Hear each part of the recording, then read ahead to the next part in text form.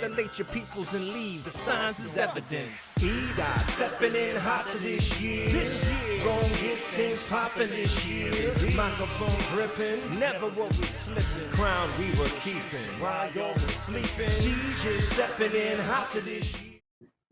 Hi, my name is Toby Braswell, and for this episode of Exploring Creatives podcast, I have the privilege of interviewing a mural artist, graph writer, MC, and social activist, Mr. Vince Ballentine, aka Ion. Vince and I go way back to rocking stages together in the Cleveland hip-hop scene, and it's been a pleasure to watch his career as an artist take off. Now, I've been waiting for an opportunity to have him share some of his experiences as a creative visual artist, and there's no time like the present. Even if you're not into mural art, I think there's something in this interview for everyone, especially when it comes to chasing your dreams and making the sacrifice to do the right thing. Thanks for letting me share with you. Enjoy. Man, thank you so much for coming on. I really appreciate it. I know you are mad busy, and I got so much I want to talk to you about, and so many conversations I want to have that I want to share with people. That's the whole reason why I started this podcast, this Vodcast, to kind of get it going. But before I talk anymore, let me say with me today, I have Mr. Vince Ballentine, great friend of mine, one of the most creative people I know, one of the most talented cats I know. We go way, way, way back. He and I used to do shows with our collective group, the 12 Monkeys, back in the day. We've done a ton of songs together, performed, shared stages before. We've battled before. We've seen a whole bunch of hip hop stuff. But now you're on to different type of stage right now. So I'm going to ask the audience to forgive me if I call you Ion during the show, because that's what I know you as. But Vince Ballentine, it is a pleasure to have you with us. How are things going for you? Can't complain, brother. Cannot complain. Life is good, bro. Yeah, life is good. I wish I could go to a party, but hey. Yes, you and me both. Take me with you. What can we do? What can we do? Well, let's talk a little bit about what you are doing. You are a visual artist, and I always knew that you were a visual artist back in the day. Whenever the crew back in Cleveland, you're from Cleveland, whenever the crew needed any type of artwork, you were one of the first people that we tapped on the shoulders, like, "Hey, dude, need a flyer, album cover, or album artwork." You were one of the first cats, if not, first cat that we talked to. "Hey, Ian, you got time? Got time to do this? Got time to do that?" And I always knew that you were really, really talented. And I also knew that you liked a lot of to do graffiti and things like that as well. But you've taken that to a whole nother level, like graduated, several levels. And now you're in Brooklyn, New York, and doing a lot of artwork up there. So let's talk a little bit about, what kind of made that happen and how that all came together. Okay, wow, that's a lot in one question. And if I start breaking up, let me know so I can slow down. But I mean, and honestly, it all started from those young days in Cleveland, doing stuff I wasn't supposed to be doing, painting on stuff, being places I shouldn't have been, et cetera, et cetera. But like, with that said though, like it's funny how, like, let's just take Cleveland for instance, right? Like, I could start from a lot of different places, but I'm gonna start in Cleveland. And I'll say that Cleveland was such a beautiful place as far as like a grounds it was such a good incubator. Cleveland I don't think people give Cleveland enough credit for being an incubator. And they always say what Cleveland doesn't have, but never gives it credit for what it does, right?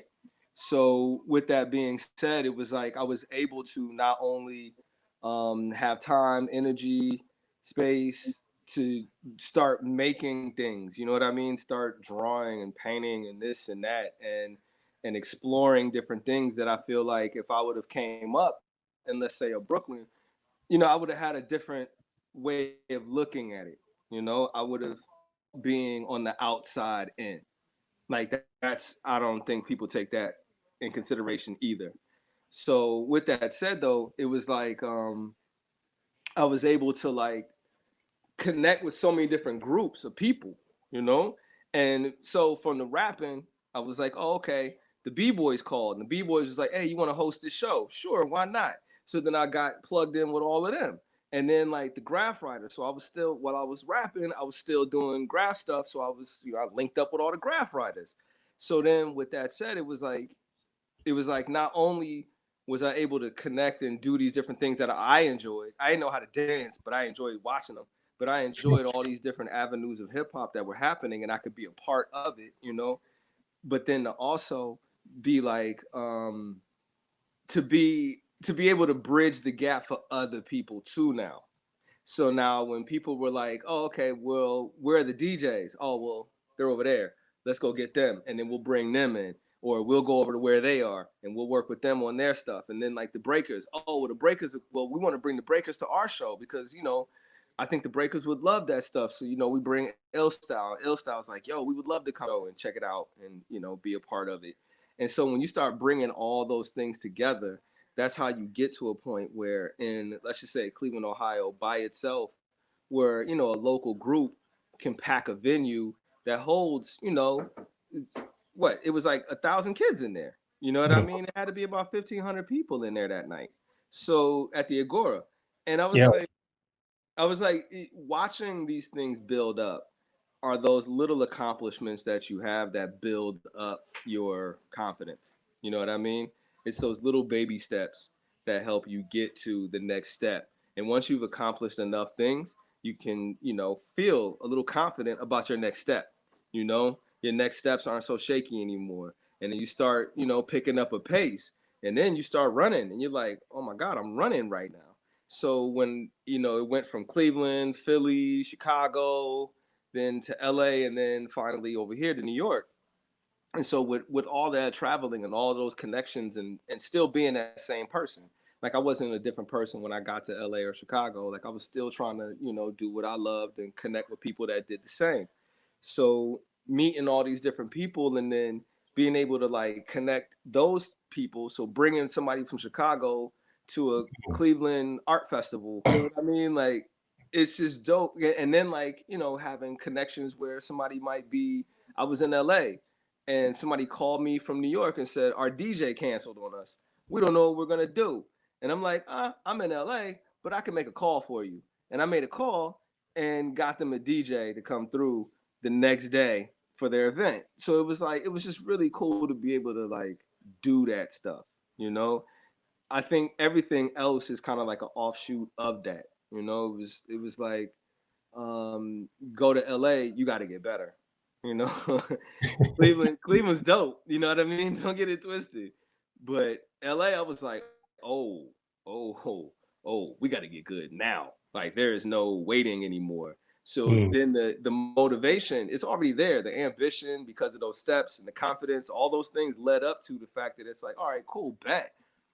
Now I just got to get better. So I'll put all my eggs in the get better basket.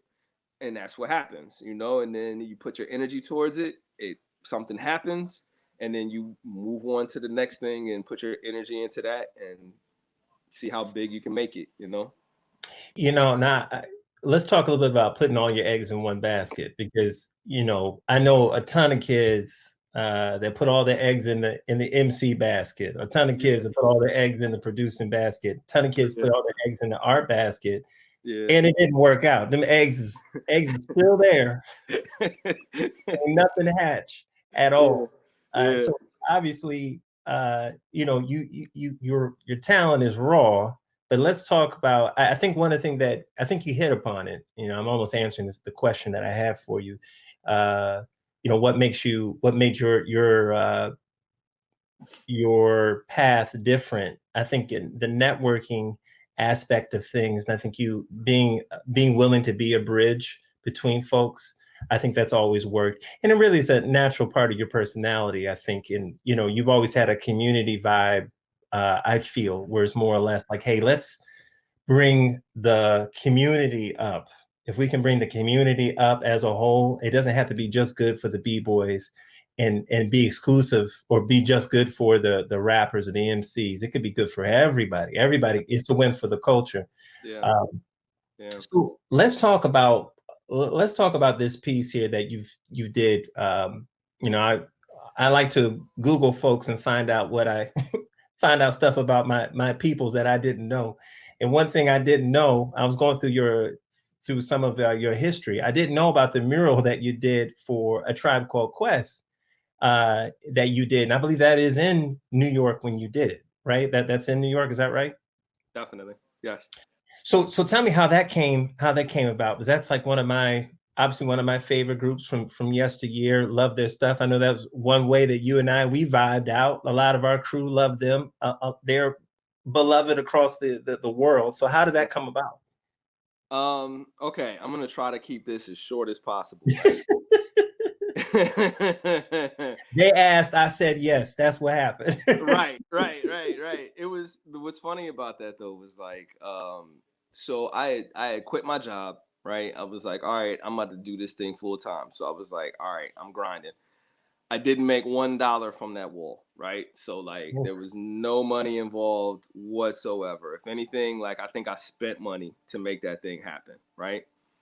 The thing about it was though was that the intention was I was tired of seeing people getting murals after they died, right? It was like, we don't want to, let's give people their roses while they can smell them, right? That was the intention. The problem was though, is it took too long. So like in the process of us finding a wall, finding how we're going to do it, how we're going to put it together, Fife passed away. Now, mind you, I have to throw this name in there. My guy, Leroy McCarthy, right? I got to put his name in the box because he's definitely like a catalyst for like I literally just wanted to do the painting, leave, go do another painting. Like that was that's where I was with it, right? And to also be honest with you, there's another Tribe Called Quest mural like 5 blocks away from mine, right? You've never heard of it. You know what I mean? So it was because of the work that Leroy had connected, and then he connected with this group, hip hop discussion group. They're actually like, I don't know if they're just a Facebook group, but they started on Facebook, branched out from there, I guess. So they kind of supported everything. They're the ones that raised the money for the paint and the faces and all of that, which also I fought them faces. I did not want those faces up there. You feel me? Like that was not me. I was like, because the whole time I'm telling them like I'm a portrait artist. That's what I do. And it was like, nah, not this time. I'm like, what? This is my wall. This is my idea. How you tell me no on my idea? So I mean, we went back and forth. Again, it was what it was. We got all the support from the HHDG, and then sadly enough, this started to snowball after Fife passed away. So we had planned it out to do this thing beforehand, and then we were like, damn, Fife passed. But by that time, we still hadn't had a wall yet. So we went over there and we were like, okay, cool, let's see, what we can do. And after he passed, Leroy went to the funeral. And at the funeral, after the funeral, everybody was talking about the cleaners. And they were like, yeah, that's what they did to check the rhyme at. And so he went over there and he was like, yo, can we do a mural here? And they were like, sure.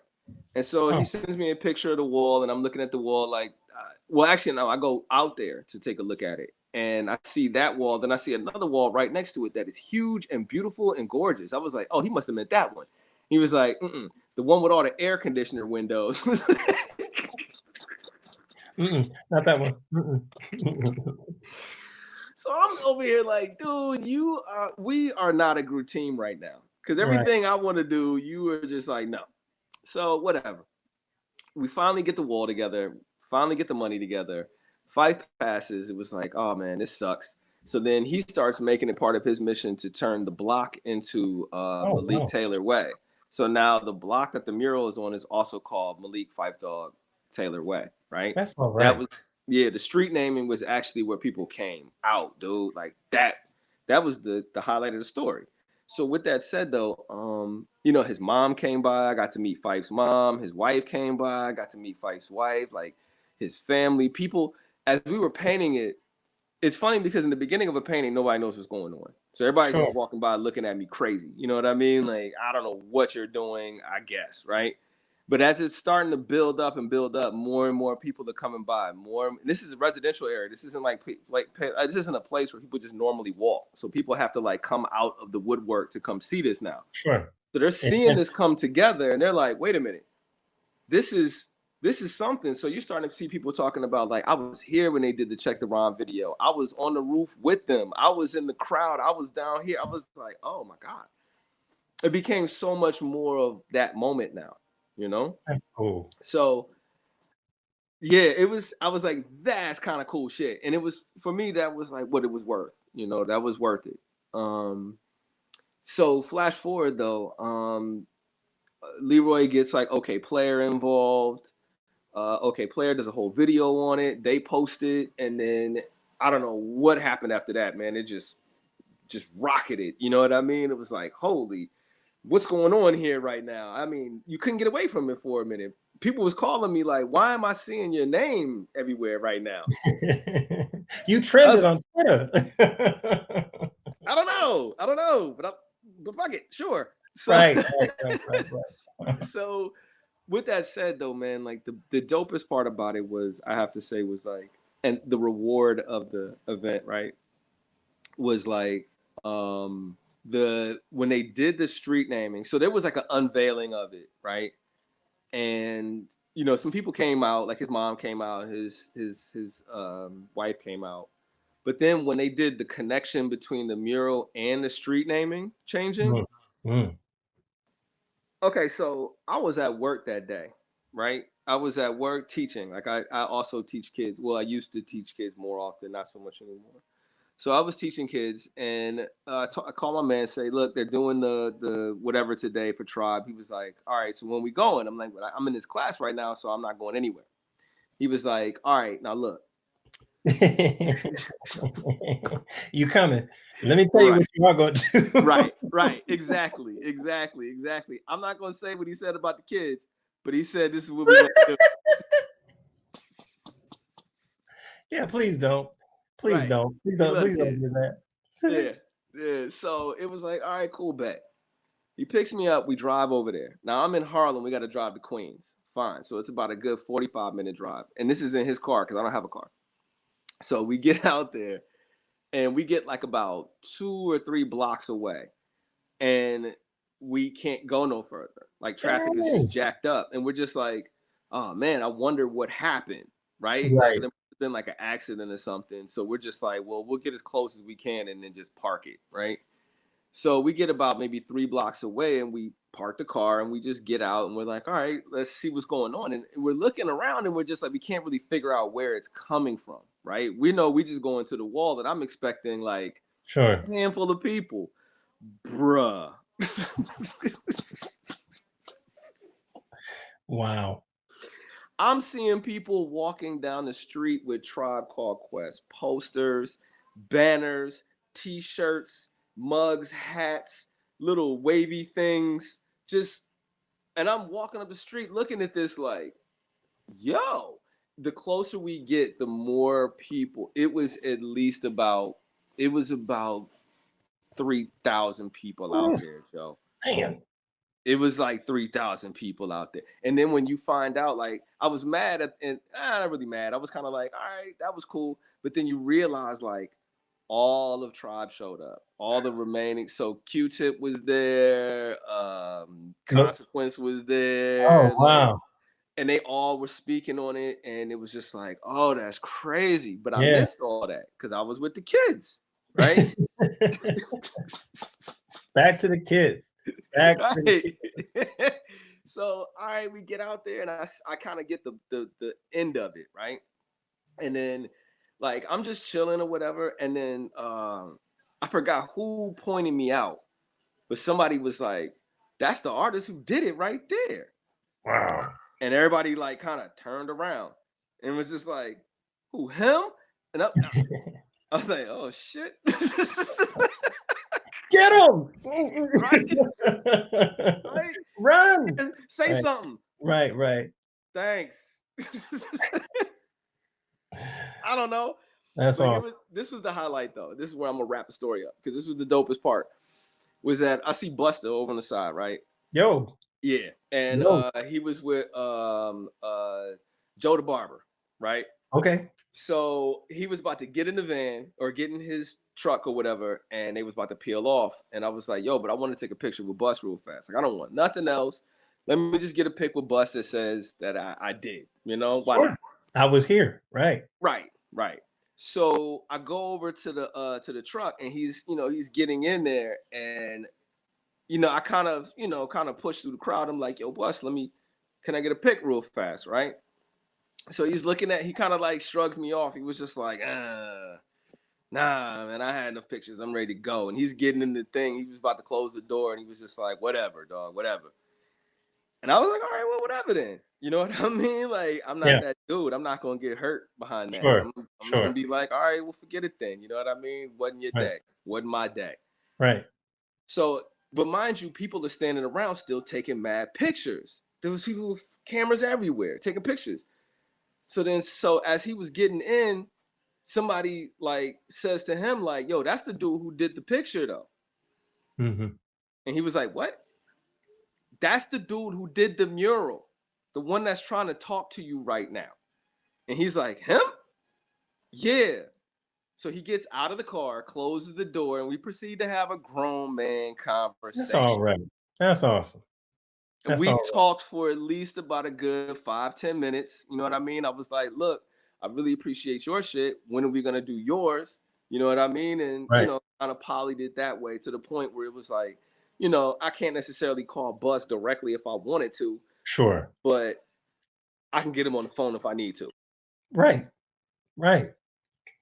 Yeah. That's dope.